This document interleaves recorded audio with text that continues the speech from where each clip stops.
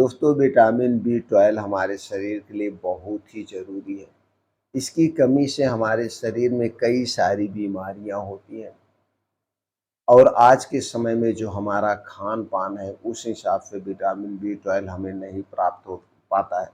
तो आज के वीडियो में हम जानेंगे दोस्तों विटामिन बी 12 की कमी से कौन-कौन सी बीमारियां होती हैं, विटामिन बी 12 का नॉर्मल रेंज क्या है, किस उम्र में कितना विटामिन बी 12 की ज़रूरत पड़ती है, विटामिन बी 12 की कमी को जानने के लिए हमें कौन सी जांच कराना चाहिए उसके बारे में जानेंगे और इसे पूरा करने के लिए कौन सा माध्यम है ये भी जानेंगे। इसलिए इस वीडियो को दोस्तों ध्यान से अंत तक सुनिएगा।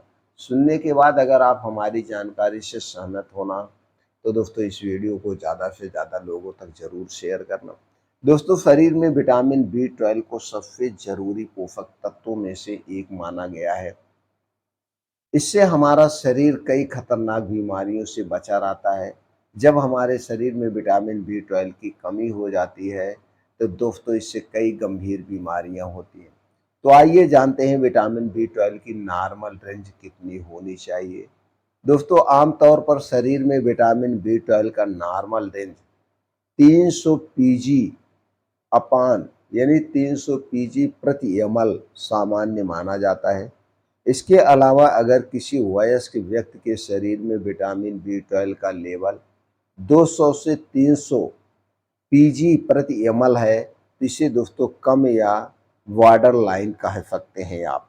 वहीं अगर 200 पीजी प्रति एमएल से कम होना गंभीर माना जाता है।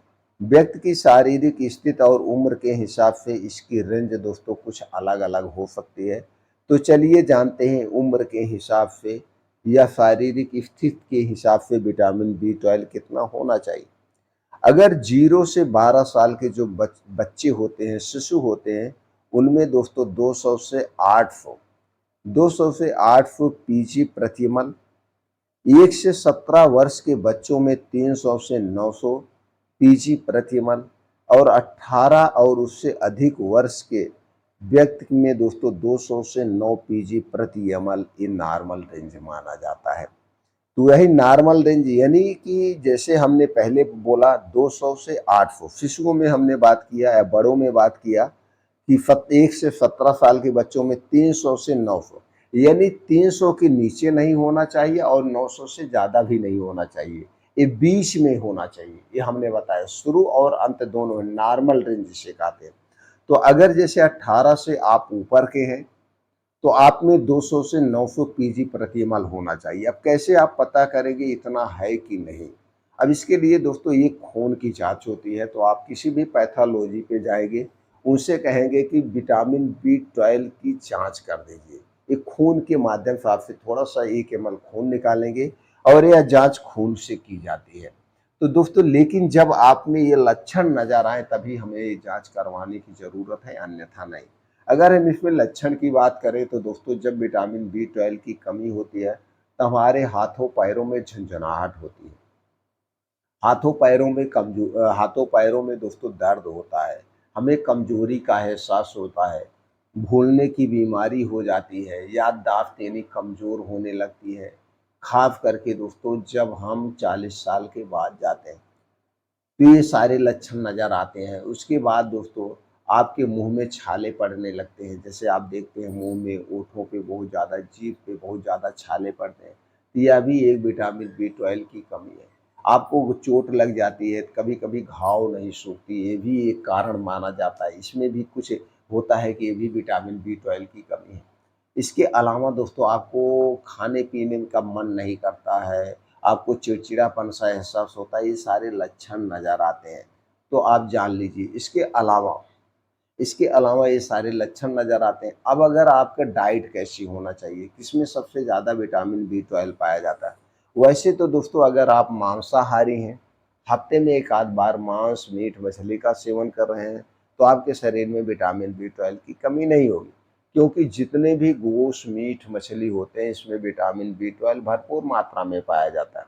अंडों वगैरह में भरपूर मात्रा में पाया जाता है। लेकिन अगर आप शाकाहारी हैं तो शाकाहारी लोगों में अक्सर विटामिन बी 12 की कमी हो जाती है।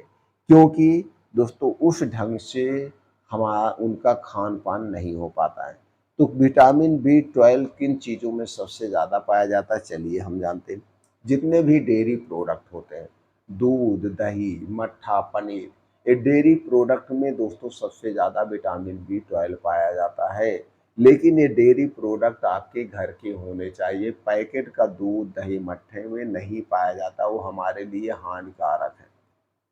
वो प्रोसीजर किया जाता है, इसलिए वो सारी चीज़ें नहीं। अगर आपके घर का दूध, दही, मट्ठा है तो बेस्ट है, नहीं तो आप पैकेट का कभी मत खाइएगा। उसके बाद है बीन्स और ड्राई फ्रूट। बीन्स में हम पहले बात कर लेते हैं, तो जैसे कद्दू का बीज, अलसी का बीज, सफ़ेद तिल हो गया आपका, सूरजमुखी का बीज हो गया, तरबूज का बीज, खरबूज का बीज हो गया, चना हो गया, हरी मूँग हो गई। इन सब में दोस्तों विटामिन बी 12 पाया जाता है। तो इन्हें आप रात में भिगो के सुबह भी खा सकते हैं, या इन्हें आप अंकुरित करके खा सकते हैं। जब आप इन्हें अंकुरित कर देते हैं तो इसमें दोस्तों पोषक तत्वों की मात्रा बढ़ जाती है। इसके अलावा ड्राई फ्रूट की बात करें तो दोस्तों अखरोट, बादाम, किशमिश, खजूर, इनमें भी विटामिन बी 12 पाया जाता है। तो दोस्तों ये जो ड्राई फ्रूट है, इन्हें ड्राई फ्रूट को भी अपने डेली रूटीन में आप शामिल कर सकते हैं। लेकिन जब भी ड्राई फ्रूट खाना, रात में भिगो के आप सुबह खाना। ड्राई फ्रूट खाने का यही तरीका है। अगर आपको बहुत ज़्यादा गैस एसिडिटी बन रही है तो खाली पेट मत लेना, दिन में आप खा सकते हैं। इसके अलावा जो हरी साग सब्जियाँ होती हैं, मौसमी हरी साग सब्जियाँ, स्टोर की गई नहीं, मौसमी हरी साग सब्जियाँ जितनी भी होती हैं, इसमें भी विटामिन बी 12 पाया जाता है। तो अपने डेली रूटीन में आप हरी साग सब्जियों का भरपूर मात्रा में सेवन करिए। इसके अलावा कुछ ऐसे फल होते हैं, फलों में पाया जाता है, जैसे आपका सेब हो गया, संतरा हो गया, अनार हो गया, कीवी हो गया, ये जितने भी मौसमी फल हैं, इन फलों में भी कुछ मात्रा में दोस्तों विटामिन बी 12 पाया जाता है। इसलिए मौसमी 1-2 फल हमें डेली खाते रहना चाहिए, लेकिन मौसमी खाना चाहिए। स्टोर की गई सब्जी, स्टोर किया गया फल हमें कभी नहीं खाना चाहिए, क्योंकि उसमें केमिकल का प्रयोग किया जाता है, और कितने भी हम अच्छी तरह से धुलेंगे, कुछ ना कुछ केमिकल वो साथ में चला जाता है। इसलिए हमें कभी भी दोस्तों स्टोर किए गए फल का सेवन नहीं करना चाहिए। अगर आप स्टोर किया गया फल का प्रयोग करते हैं तो दोस्तों महँगा भी मिलता है और केमिकल से भरपूर होता है, इसलिए ऐसा सेवन नहीं करना है। इसके साथ-साथ आप अपने शरीर की एक्टिविटी बढ़ाने के लिए कुछ आपको योगा, प्राणायाम भी करना होगा। सिर्फ़ खाने से नहीं होता है, शरीर की एक्टिविटी बढ़ाना पड़ेगा। भरपूर मात्रा में मौसम के हिसाब से आप पानी पीजिए, और डेली रूटीन में 2 घंटे का समय निकालिए। अगर आप युवा हैं, पैसा है तो आप जिम में जाइए, नहीं है तो कोई जिम जाने की ज़रूरत नहीं है। सीधे तौर पे रोज़ दोस्तों कम से कम 5-6 किलोमीटर का मॉर्निंग वॉक करिए, 5 से 6 किलोमीटर, और यह मॉर्निंग वॉक को तेज़ गति से करिए, जिससे शरीर में पसीना हो जाए। तेज़ गति से किया हुआ मॉर्निंग वॉक फ़ायदेमंद होता है। मॉर्निंग वॉक करिए, योगा करिए, प्राणायाम करिए, मेडिटेशन करिए। ये सारी चीज़ें आप कर सकते हैं, कोई ज़रूरी नहीं आप जिम जाइए। इससे शरीर की एक्टिविटी बढ़ती है और दोस्तों आप हर एक बीमारी से दूर रहते हैं।